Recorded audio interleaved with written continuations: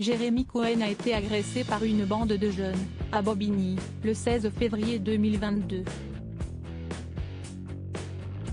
Renversé par le tramway à la suite de l'altercation, il a poussé son dernier souffle, quelques heures plus tard, à l'hôpital. Ce drame insoutenable a eu lieu il y a quelques semaines.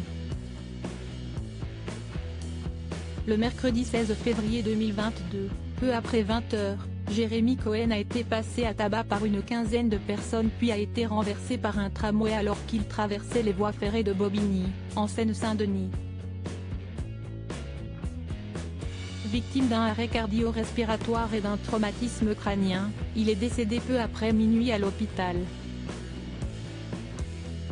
Le 29 mars 2022, une information judiciaire a été ouverte du chef de violence volontaire en réunion ayant entraîné la mort sans intention de la donner, a révélé le procureur, comme le rapporte l'AFP. La police judiciaire du département est en charge de l'enquête. Évidemment, la famille de Jérémy Cohen réclame justice à la suite de la perte de ce jeune homme de 31 ans. Depuis quelques jours, son père Gérald fait le tour des plateaux télé en compagnie de son avocat en espérant que la France ouvre les yeux.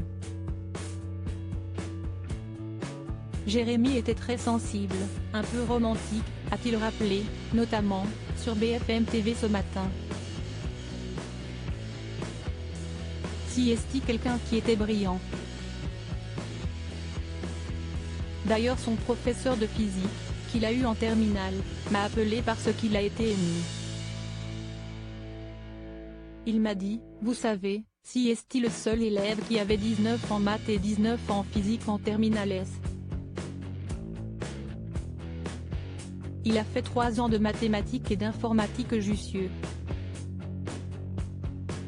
Après il a fait un peu de déprime, il a été soigné pour ça et il était très bien. Il se sentait bien, il vivait bien, il commençait à reprendre sa vie en main. Il était passionné par l'informatique et les jeux. La veille, le papa endeuillé s'était rendu sur le plateau de Touche pas à mon poste, C8, accompagné de son avocat. Il y avait également livré un témoignage bouleversant. La mort de Jérémy Cohen a ému le pays entier, dont le président de la République, Emmanuel Macron.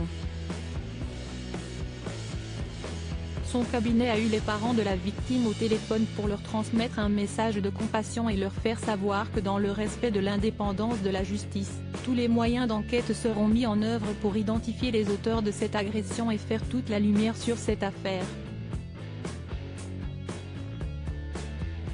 Les 15 personnes qui ont agressé Jérémy Cohen sont toujours recherchées mais personne n'a, pour l'heure, été interpellé.